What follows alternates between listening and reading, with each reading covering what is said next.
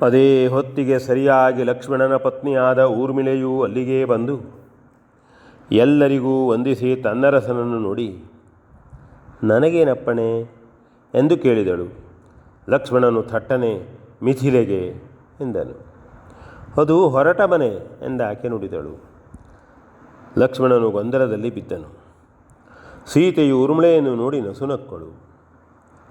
ಸುಮಿತ್ರೆಯು ಕಣ್ಣೊರೆಸಿಕೊಂಡಳು. ಶ್ರೀರಾಮನು ಸೀತೆಯನ್ನೇ ನೋಡಿದನು.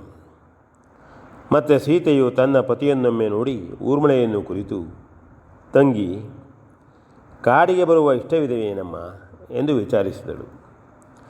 ತತ್ಕ್ಷಣ ಲಕ್ಷ್ಮಣನು ಮಧ್ಯಬಾಯಿ ಹಾಕಿ, ಬೇಡ ಬೇಡ, ಅದು ಬಹಳ ಕಷ್ಟ.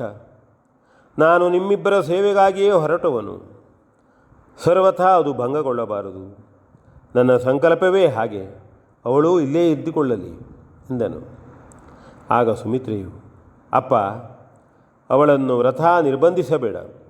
ಅವಳ ಇಷ್ಟದಂತೆಯೇ ನಡೆದುಕೊಳ್ಳಲು ಅವಕಾಶವನ್ನು ಕೊಡು ಎಂದು ಹೇಳಿ ಶ್ರೀರಾಮನ ಮುಖವನ್ನು ನೋಡಿದಳು. ಎಲ್ಲರ ದೃಷ್ಟಿಯು ಅವನ ಮೇಲೆಯೇ ಇತ್ತು. ಆದರೆ ಲಕ್ಷ್ಮಣನು ಮಾತ್ರ ನೆಲವನ್ನೇ ನೋಡುತ್ತಿದ್ದನು. ಶ್ರೀರಾಮನು, ನಿನಗೆ ಯಾವುದು ಇಷ್ಟ ಮಗಳೇ ಎಂದು ಊರ್ಮಿಳೆಯನ್ನು ಕೇಳಿದನು. ಆಕೆಯು ತುಸು ಹೊತ್ತು ಆಲೋಚಿಸಿ ನಿಟ್ಟುಸಿರನ್ನು ಸೂಸಿ ಲಕ್ಷ್ಮಣನ ಪಾದಗಳಲ್ಲಿ ತಲೆ ಇಟ್ಟು ನಮಸ್ಕರಿಸಿ ಎದ್ದು ನಿಂತುಕೊಂಡಳು. ಎಲ್ಲರ ಮುಖಗಳನ್ನೂ ಒಮ್ಮೆ ನೋಡಿದಳು. ಕಡಿದ ಕಟ್ಟದಿಂದ ಇಳಿದು ಹೋಗುವ ನೀರಿನಂತೆ ಅವಳ ಕಣ್ಣುಗಳಿಂದ ಒಂದೇ ಸಮನೆ ನೀರಿಳಿದು ಹರಿಯುತ್ತಿದ್ದಿತು. ಅವರೆಲ್ಲರೂ ಆ ಮೂಕ ಸಂಕಟವನ್ನು ತಾವೇ ಅನುಭವಿಸುತ್ತಿದ್ದಂತೆ ನೊಂದು ಮರುಗುತ್ತಿದ್ದರು. ಆಗ ಮೌನವನ್ನು ಭೇದಿಸಿ ಊರ್ಮಿಳೆಯು, ನಾನು ಜತೆಯಲ್ಲಿ ಬರುವುದರಿಂದ ಅವರ ಉದ್ದೇಶವು ಭಂಗವಾಗುವುದಾದರೆ ಅದು ಸರ್ವಥಾ ನನ್ನಿಂದ ನಡೆಯಬಾರದು. ಅವರ ಇಷ್ಟಕ್ಕೆ ವಿರೋಧವಾಗಿ ವರ್ತಿಸುವುದು ನನ್ನ ಕರ್ತವ್ಯವಲ್ಲ. ಅವರ ಸುರತವು ನನ್ನಿಂದ ಭಂಗಗೊಳ್ಳುವುದು ಧರ್ಮವಲ್ಲ. ಮಿಥಿಲೆಗೆ ಹೋಗಲಿ ಅಥವಾ ಇಲ್ಲೇ ಇರಲಿ ಎಂದು ನಿಮ್ಮೆಲ್ಲರ ಮುಂದೆ ಅವರು ಹೇಳಿರುವುದರಿಂದ ತನ್ನ ಜತೆಯಲ್ಲಿಯೇ ಬರುವುದೊಂದನ್ನು ಬಿಟ್ಟು ಮತ್ತಾವುದನ್ನೇ ಆದರೂ ನನ್ನಿಷ್ಟದಂತೆ ನಾನು ಕೈಗೊಂಡು ನಡೆಯಬಹುದೆಂದು ಅದರಿಂದ ಸೂಚಿತವಾಗುತ್ತದೆ. ಹೆಣ್ಣಾದ ನಾನು ಗಂಡನ ಆಜ್ಞೆಯನ್ನು ಅನುಸರಿಸಿಯೇ ನಡೆಯಬೇಕಾದುದು ಯುಕ್ತವು. ಹಿರಿಯರಾದ ನೀವು ನನ್ನ ಮೇಲಿನ ಅನುಕಂಪದಿಂದ ನನ್ನನ್ನೂ ಜತೆಯಲ್ಲಿ ಕರೆದುಕೊಂಡು ಹೋಗುವಂತೆ ಅವರಿಗೆ ಅಪ್ಪಣೆಯನ್ನು ಮಾಡಬಹುದು. ಅವರು ನಿಮ್ಮಾಜ್ಞೆಯನ್ನು ಮೀರಿ ನಡೆಯಲಾರರು. ಆದರೆ ನಾನಾಗಿ ಅವರನ್ನು ಆ ನಿರ್ಬಂಧದಲ್ಲಿ ಸಿಕ್ಕುವಂತೆ ಮಾಡುವುದು ಸರಿಯಲ್ಲ, ಮೇಲಾಗಿ ಧರ್ಮವೂ ಅಲ್ಲ. ಪ್ರಕೃತ ನಾನು ಅವರೊಂದಿಗೆ ಅಲ್ಲದೆ ಎಲ್ಲಿಯೂ ಇರಬಹುದೆಂದು ಅವರು ಒಪ್ಪಿಗೆಯನ್ನಿತ್ತರೂ ನನ್ನ ಕುರಿತು ನಾನೇ ಚೆನ್ನಾಗಿ ಆಲೋಚಿಸಿಕೊಳ್ಳುವುದು ಹಿತವಷ್ಟೇ.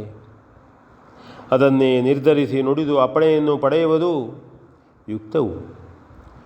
ಪತಿಯೊಂದಿಗಲ್ಲದೆ ಅರಮನೆಯಲ್ಲಿ ಕಾಲ ಕಳೆಯುತ್ತಿರುವುದು ಏನೇನೂ ಸರಿಯಲ್ಲ. ಹಿರಿಯರ ಸೇವೆಯನ್ನೇ ಆದರೂ ಪತಿಯು ದೇಶಾಂತರದಲ್ಲಿರುವಾಗ ಪೂರೈಸಿಕೊಂಡು ಅಲ್ಲಿರುವುದು ಉತ್ತಮವಾಗಲಾರದು. ಪತಿಯು ವ್ರತಸ್ಥನಾದಾಗ ಸತಿಗೂ ಅದೇ ಮಾರ್ಗವು. ಪತಿಯ ಜತೆಯಲ್ಲಿರಲಾರದ ಪತ್ನಿಯು ಅದೇ ವ್ರತವನ್ನು ಕೈಗೊಳ್ಳುವುದಾದರೂ ಹೇಗೆ? ಮುಖ್ಯವಾಗಿ ನಾನು ಹೇಗೆ ನಡೆದುಕೊಳ್ಳಬೇಕೋ ಹಾಗೆ ನಡೆಯಲು ಭಾಗ್ಯವಿಲ್ಲ. ಯಾವ ಕರ್ಮದ ದೋಷವೋ ನಾನು ತಿಳಿಯನು. ನನ್ನ ಮನಸ್ಸು ಮಾತ್ರ ಅವರನ್ನೇ ಅನುಸರಿಸಿ ಅವರ ಕಾರ್ಯಕ್ಕೂ ವಿಘ್ನವಾಗದಂತೆ ವರ್ತಿಸಬೇಕೆಂದು ಹಾರೈಸುತ್ತದೆ. ಸಂದರ್ಭವು ಏನೇನೋ ಅದಕ್ಕೆ ಅನುಕೂಲವಾಗಿ ತೋರುವುದಿಲ್ಲ. ಆದುದರಿಂದ ಆ ಭಾಗ್ಯ ವಿರಹಿತಳಾದ ನನ್ನಲ್ಲಿ ಯಾವುದೋ ಅರ್ಹತೆಯ ಲೋಪವೋ ದೋಷವೋ ಅಂಟಿಕೊಂಡಿರಬೇಕು. ಅದನ್ನಾದರೂ ಅರಿತುಕೊಳ್ಳದೆ ತಿದ್ದಿಕೊಳ್ಳುವುದೆಂತು? ನನ್ನ ಮನಸ್ಸಿಗೆ ಹೀಗನಿಸುತ್ತದೆ. ವಿವಾಹ ಧರ್ಮದ ಶಾಸ್ತ್ರಕಾರರ ಅಭಿಮತದಂತೆ ಸತಿಯಾದವಳು ಅಗೋಚರವಾದ ತನ್ನ ನ್ಯೂನತೆಯನ್ನು ಅರುಂಧತಿ ದರ್ಶನದಿಂದ ತಿದ್ದಿಕೊಳ್ಳಬೇಕಾಗಿದೆ. ಆ ಘನವಾದ ತತ್ವಾನುಭವವನ್ನು ಆ ಸೇವೆಯಿಂದಲೇ ಹೊಂದಬೇಕಲ್ಲದೆ ಅನ್ಯಥಾ ಸಾಧ್ಯವಲ್ಲ.